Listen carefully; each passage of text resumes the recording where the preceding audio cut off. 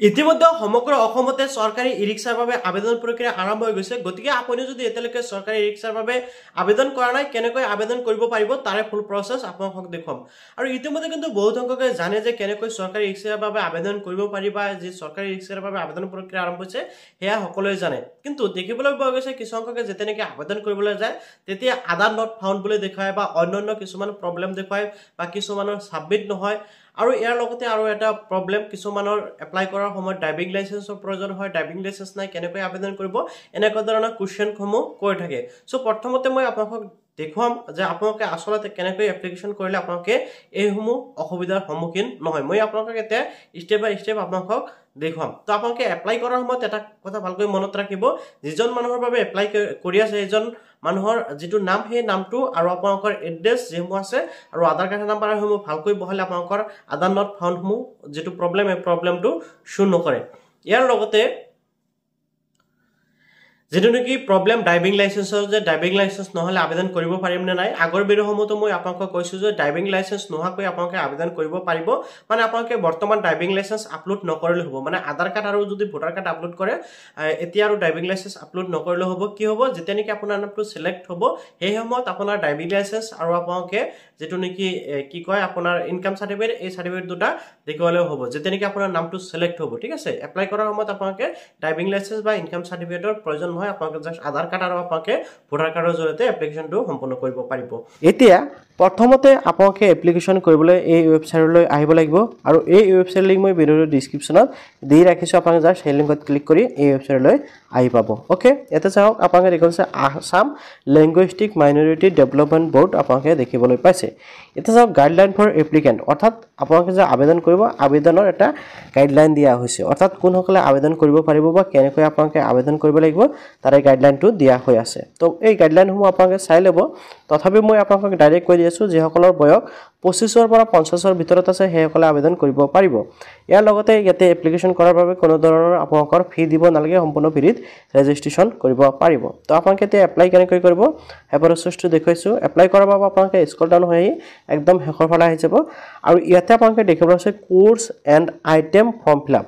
ঠিক আছে, তো আপোনালোকে ফৰ্ম ফিল আপ কৰাৰ বাবে কি কৰিব লাগিব, এপ্লিকেণ্ট ফৰ্ম ফিল আপ যিটো অপশ্যন আছে আপোনালোকে জাষ্ট সেই অপশ্যনটোত ক্লিক কৰিব লাগিব। অ'কে, মই জাষ্ট এই অপশ্যনটোত ক্লিক কৰি দিলোঁ। এই অপশ্যনটোত ক্লিক কৰাৰ লগে লগে আপোনালোকৰ সন্মুখত আইটেম ইনফৰমেশ্যন আহি গৈছে। ঠিক আছে, তো ইয়াৰ পৰা আপোনালোকে চিলেক্ট আইটেমত ক্লিক কৰিব আৰু আপোনালোকৰ সন্মুখত দুটাকৈ অপশ্যন আহিব।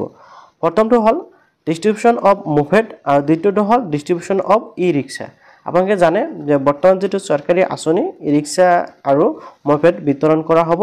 গতিকে আপোনালোকে ই-ৰিক্সা বা মপেড যিকোনো এটাৰ বাবে এপ্লিকেণ্ট কৰিব পাৰিব। চ' আপোনাৰ ই-ৰিক্সা লাগে নে মপেড লাগিব আপোনালোকে সেই হিচাপত চিলেক্ট কৰিব। তো মই জাষ্ট ইয়াতে ই-ৰিক্সাটো চিলেক্ট কৰি দিম। ই-ৰিক্সা চিলেক্ট কৰাৰ পিছত আপোনালোকৰ সন্মুখত কিন্তু এনেকুৱাকৈ ইনফৰমেশ্যনসমূহ দিবলৈ আহি যাব। 2 নম্বৰত আছে পাৰ্চনেল ইনফৰমেশ্যন আপোনালোকে দিব লাগিব। তাৰপিছত ইয়াতে আছে আপোনালোকৰ কোৱালিফিকেশ্যন, আপোনাৰ এডুকেশ্যন কোৱালিফিকেশ্যন থাকিব লাগিব, আদাৰ্ছ ইনফৰমেশ্যন এণ্ড শেষত আপোনালোকে 5 নম্বৰত দেখিবলৈ আছে ডকুমেণ্টছ আপলোড। আপোনালোকে ইয়াতে ডকুমেণ্টছ আপলোড কৰিব লাগিব। তো কি কি ডকুমেণ্টছ লাগিব, কেনেকৈ আপলোড কৰিব সকলো জানিব পাৰিব। তো মই প্ৰথমৰ পৰা এটা এটাকৈ বুজাই দি আছোঁ। তো ইয়াতে চাওক আপোনালোকে ই-ৰিক্সা বা মভেড যিকোনো এটা চিলেক্ট কৰাৰ পিছত ইয়াতে আপোনালোকে দিব লাগিব পাৰ্চনেল ইনফৰমেশ্যন। প্ৰথমতে আপোনালোকে দেখিবলৈ পাইছে ইয়াতে কেণ্ডিডেট নেম। ঠিক আছে, আপোনালোকে যাৰ বাবে আবেদন কৰিছে সেইজন ব্যক্তিৰ নাম আপোনালোকে ইয়াতে দিব লাগিব প্ৰথম বাকচত। দেন আপোনালোকে দ্বিতীয় বাকচত দিব লাগিব কেণ্ডিডেট ফাদাৰ্ছ নেম বা Guardian name. Okay, father's name বা গাৰ্ডিয়ান নেমটো দিয়াৰ পিছত ইয়াতে কিন্তু আপোনালোকে মোবাইল নাম্বাৰ এণ্টাৰ কৰিব লাগিব। Mobile number SMS will be send. ইয়াতে কিন্তু আপোনালোকে মোবাইল নাম্বাৰ দিব লাগিব আৰু ইয়াতে যিটো আপোনালোকে মোবাইল নাম্বাৰ দিব সেই মোবাইল নাম্বাৰত কিন্তু আপোনাৰ OTP যাব। ঠিক আছে, গতিকে আপোনালোকে যিটো মোবাইল নাম্বাৰ দিব, যিটো মোবাইল নাম্বাৰ নেকি আপোনাৰ এতিয়াও চালু আছে বা চলি আছে, ফোন কল আহি যায়, সেই মোবাইল নাম্বাৰটো এণ্টাৰ কৰিব। অ'কে, দেন আপোনালোকে চাওক চিলেক্ট ছেক্স। আপোনালোকে ইয়াৰ পৰা আপোনালোকৰ লিংগটো চিলেক্ট কৰিব লাগিব। ইয়াতে চাওক মেল এণ্ড ফিমেল দুটা আপোনালোকে পাই যাব। অৰ্থাৎ ইয়াতে কিন্তু পুৰুষ মহিলা উভয়ে এপ্লিকেণ্ট কৰিব পাৰিব। চ' আপোনালোকে মেল হ'লে মেল দিব, ফিমেল হ'লে ফিমেল দিব। দেন ইয়াতে আপোনালোকে দেখিব আছে ভিলেজ এণ্ড টাউন নেম। ঠিক আছে, আপোনালোকৰ ভিলেজৰ নেম আপোনালোকে ভিলেজত থাকিলে ভিলেজ নেম দিব, অথবা আপোনালোকে টাউনত যদি থাকে টাউনৰ নামটো আপোনালোকে এণ্টাৰ কৰিব লাগিব। এইসমূহ একদম ইজি। তাৰপিছত ইয়াতে আছে পোষ্ট অফিচ নেম, আপোনালোকে পোষ্ট অফিচ নেম দি দিব। এণ্ড ইয়াতে পুলিচ ষ্টেচন নেম আপোনালোকে দিব লাগিব।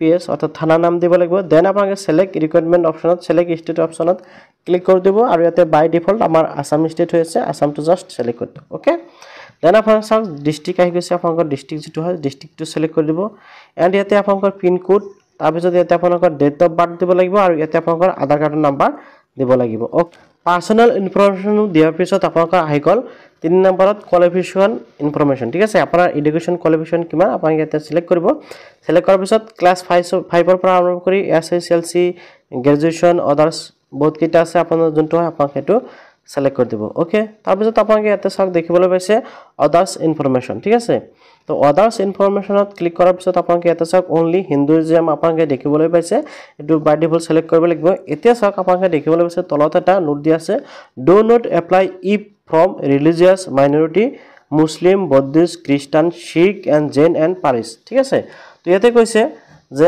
আপোনালোকে জাস্ট যেসকল নেকি হিন্দু মাইনৰিটি আছে হেসকলে অৰ্থাৎ ভাষিক সংখ্যালঘুসকলে এটা এপ্লাই কৰিব পাৰিব যেসকল নেকি ধৰ্মীয় সংখ্যালঘু হেসকলে এপ্লাই কৰিব নোৱাৰিব যেনেকৈ ইয়াতে উল্লেখ কৰি দিছে ডাইৰেক্ট মুছলিমসকল বুদ্ধ খ্ৰীষ্টান শিখ জৈন এণ্ড যেসকল পাৰ্চী আছে হেসকলে এপ্লাই কৰিব নোৱাৰিব তো মই জাস্ট ইয়াতে হিন্দী জেমত সিলেক্ট কৰা হল তাৰপিছত ইয়াতে আপোনালোকে দেখিব পাব বেংগলী হিন্দী আদাৰ্স আছে আপোনালোকৰ যোনটো হয় সিলেক্ট কৰি দিব ওকে তাৰপিছত ইয়াতে আপোনালোকে দেখিবলৈ পাইছে আদাৰ্স অপচনত ক্লিক কৰিলে ইয়াতে চাওক আপোনালোকে ৰাইট ইউৰ কমেন্ট ইয়াতে দিব পাৰে যেনেকৈ নেপালী সকল আছে নেপালী সকল কিন্তু আপোনাৰ মাইনৰিটি হয় আপোনালোকে হে সকলক দিব পাৰিব তো এনেকৈ আৰু আছে যে সকলৰ আছে হে সকল ইয়াতে দিব পাৰিব ওকে ইয়াৰ পিছত আপোনালোকে চাওক এটা আপোনালোকৰ S2 অলৰেডি আহি যাব এতিয়া আপোনালোকৰ ফ্যামিলি এনুৱেল ইনকাম যেটো আছে আপোনালোকে এটো দিব লাগিব আপোনালোকৰ পৰিয়ালৰ বাৰ্ষিক আয় কিমান হেটো আপোনালোকে ইয়াতে এন্টাৰ কৰি দিব ওকে তো এটা চাওক আপোনালোকৰ এতিয়া ইনকাম সাৰ্টিফিকেটটো নালাগে পিছত এটো প্ৰয়োজন হ'ব পাৰে বাট আপোনালোকৰ ইনকামটো আপোনালোকে ইয়াতে এন্টাৰ কৰিব